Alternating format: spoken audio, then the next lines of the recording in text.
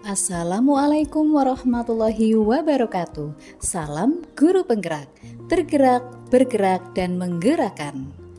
Bapak Ibu guru hebat, kali ini saya bersama teman CGP Angkatan 10 Kabupaten Brebes yang tergabung dalam kelas 67 kelompok 3 akan menyampaikan hasil diskusi kelompok kami pada ruang kolaborasi modul 1.2 nilai-nilai dan peran guru penggerak. Mari kita simak bersama. Baiklah Bapak Ibu guru hebat, perkenalkan inilah Ibu Mulgawati SPD MPD, Fasilitator CGP Angkatan 10. Berikutnya, inilah Bapak Suyatno SPD MPD sebagai pengajar praktik CGP Angkatan 10. Perkenalkanlah kami dari kelompok 3 kelas A10.67 CGP Angkatan 10. Yang pertama, Ibu Eka Evi Lusiani, SPDSD, guru kelas 1 dari SD Negeri Pende 03 Kabupaten Brebes. Kemudian yang kedua adalah saya sendiri, Ibu Wasriah SPDSD, guru kelas 1 dari SD Negeri Sutamaja 03 Kabupaten Brebes. Yang ketiga adalah Ibu Septi Nur Ernaini SPDSD yang merupakan guru kelas 5 dari SD Negeri Kubang Pari 01 Kabupaten Brebes. Yang keempat adalah Bapak Amin Mutohir SPDI yang merupakan guru PAI dari SD Negeri Pakujati 04 Kabupaten Brebes. Dalam forum diskusi ini, masing-masing kelompok berdiskusi membuat karya poster atau PowerPoint atau video tentang rancangan satu kegiatan sebagai upaya mengkolaborasikan kekuatan nilai yang telah dimiliki tiap rekan dalam kelompok, yaitu nilai-nilai guru penggerak, mandiri, reflektif, kolaboratif, inovatif, dan berpihak pada murid. Adapun kekuatan nilai dan peran guru penggerak pada masing-masing calon guru penggerak di kelompok 3 yaitu inilah nilai-nilai guru penggerak. 1. Berpihak pada murid. Guru penggerak yang memiliki nilai ini akan selalu berpikir mengenai pertanyaan utama yang mendahulukan muridnya. 2. Mandiri. Guru penggerak yang mandiri termotivasi untuk mengembangkan dirinya untuk belajar dan memulai perubahan. 3. Reflektif. Seorang guru penggerak yang bersifat reflektif tidak hanya berhenti sampai rencana tindakan, tetapi juga melakukan perbaikan yang diperlukan. 4. Kolaboratif. Guru penggerak yang mampu membangun rasa saling percaya dan saling menghargai, serta mengakui dan mengelola kekuatan serta perbedaan peran individu di sekolah. 5. Inovatif. Seorang guru penggerak mampu senantiasa memunculkan gagasan segar dan tepat guna. Berikutnya, inilah peran guru penggerak. 1. Menjadi pemimpin pembelajaran. 2. Menjadi coach bagi guru lain. 3. Mendorong kolaborasi. 4. Mewujudkan kepemimpinan murid. 5. Menggerakkan komunitas praktisi. Masing-masing dua kekuatan nilai guru penggerak. 1. Berpihak pada murid dan kolaboratif. Kemudian kekuatan peran guru penggerak adalah menjadi pemimpin pembelajaran dan mendorong kolaborasi. Berikut ini adalah kekuatan nilai dan peran guru penggerak dari masing-masing anggota kelompok 3.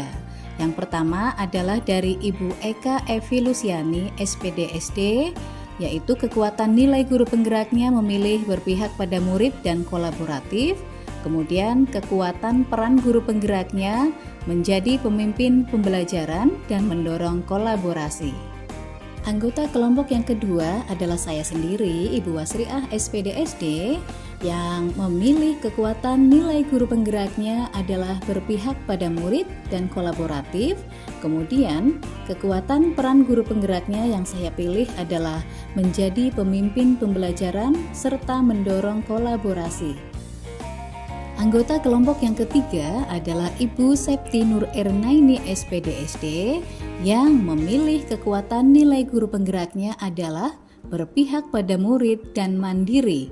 Sementara kekuatan peran guru penggerak yang dipilih adalah menjadi pemimpin pembelajaran dan mendorong kolaborasi.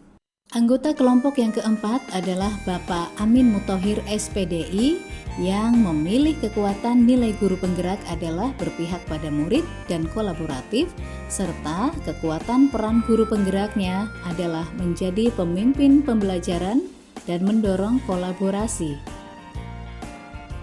Bapak Ibu guru hebat, saya akan mempresentasikan nilai dan peran guru penggerak yang dipilih dan tema kegiatan yang dirancang oleh kami kelompok 3. Dalam forum diskusi, kami diminta untuk merancang satu kegiatan yang mengandung nilai-nilai dan peran guru penggerak dalam penerapannya. Adapun nilai dan peran guru penggerak yang kami pilih adalah berpihak pada murid dan mewujudkan kepemimpinan murid. Rancangan kegiatan yang berpihak pada murid pada pembelajaran, yaitu pembelajaran berdiferensiasi untuk proyek penguatan profil pelajar Pancasila pada fase A, yaitu kelas 1 dan kelas 2, dan fase C, kelas 5 dan kelas 6. Adapun tema kegiatan P5 adalah gaya hidup berkelanjutan, serunya mengolah sampah menjadi barang bernilai. Pembelajaran berdiferensiasi. Pembelajaran yang disusun sesuai dengan minat dan gaya belajar murid yang berbeda-beda. Gaya belajar murid ada 3, 1. Visual, yaitu memanfaatkan penglihatan, 2. Auditory, yang mengandalkan pendengaran, dan yang ketiga adalah kinestetik atau mengandalkan gerakan. Alasan mengapa kita memilih pembelajaran berdiferensiasi, karena pembelajaran berdiferensiasi ini berpihak pada murid dan sesuai dengan gaya belajar murid sehingga akan mudah mewujudkan kepemimpinan murid dan merdeka belajar. Ragam diferensiasi yang kami pilih adalah 1. Diferensiasi proses, 2. Diferensiasi produk. Tema kegiatan P5 yang kita pilih adalah gaya hidup berkelanjutan. Peserta didik memahami dampak aktivitas manusia, baik jangka pendek maupun panjang terhadap kelangsungan kehidupan di dunia maupun lingkungan sekitarnya. Peserta didik juga membangun kesadaran untuk bersikap dan berperilaku ramah lingkungan, mempelajari potensi krisis keberlanjutan yang terjadi di lingkungan sekitarnya, serta mengembangkan kesiapan untuk menghadapi dan memitigasinya. Tema ini ditujukan untuk jenjang SDMI, SMP MTS, SMA, MA, SMK, MAK, dan sederajat. Bagaimanakah rencana dan rincian kegiatan sesuai dengan nilai dan peran guru penggerak yang diterapkan di sekolah? Serunya mengolah sampah menjadi barang bernilai. 1. Identifikasi gaya belajar murid.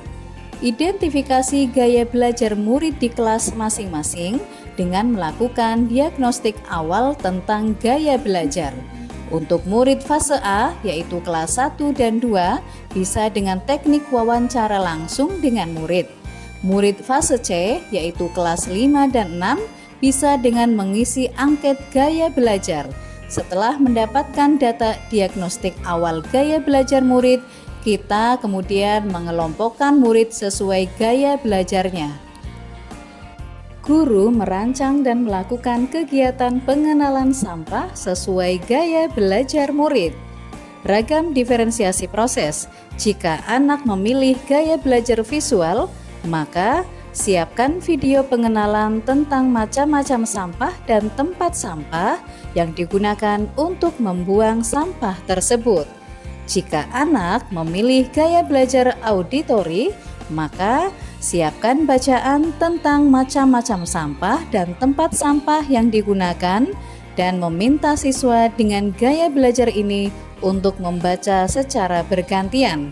Kemudian, jika anak memilih gaya belajar kinestetik, maka siapkan berbagai macam sampah dan tempat sampah yang digunakan untuk membuang sampah tersebut dan meminta murid untuk mempraktekkan tempat sampah yang sesuai untuk membuang sampah tersebut. 3. Mengenalkan pentingnya mengolah dan memanfaatkan kembali sampah dengan 3R, reuse, reduce, dan recycle. 1. Bisa bekerja sama dengan bank sampah atau komunitas peduli sampah untuk menyampaikan tentang pentingnya mengolah dan memanfaatkan sampah. 2. Mendatangi TPA atau tempat pembuangan akhir untuk murid mengamati langsung dampak dengan adanya banyak sampah yang tidak diolah dengan baik. 3. Mencari informasi di internet tentang dampak sampah, mengolah dan memanfaatkan sampah dengan panduan guru dan tim P5. 4. Merancang dan membuat produk dari daur ulang sampah atau penyuluhan tentang mengolah sampah. Ragam diferensiasi produk. Fase A, membuat produk dari sampah, misalnya membuat tempat pensil dari botol aqua bekas, kaleng, atau kardus, dan lainnya. Fase C, dengan membuat produk dari sampah, misalnya bisa juga membuat penyuluhan tentang sampah, bisa dengan poster. 5. Murid memaparkan hasil karyanya dan saling memberikan umpan balik terhadap karya yang sudah dibuat. Murid memaparkan hasil karyanya dan langkah-langkah membuatnya, menyampaikan perasaan saat membuat karya tersebut. Guru dan murid memberi umpan balik ini untuk mengapresiasi hasil kerja murid. Jika ada karya yang masih kurang maksimal, murid diberi kesempatan untuk memperbaiki karyanya. Akhirnya sampailah pada kesimpulan, calon guru penggerak harus memiliki nilai dan peran guru penggerak untuk melakukan perubahan dalam pembelajaran. Guru harus selalu inovatif untuk memberikan pembelajaran yang berpihak pada murid. Pembelajaran berdiferensiasi merupakan salah satu metode pembelajaran yang berpihak pada murid karena diterapkan sesuai gaya belajar murid. Demikianlah hasil diskusi dari kelompok 3. Semoga bermanfaat. Terima kasih. Salam dan bahagia. Wassalamualaikum warahmatullahi wabarakatuh.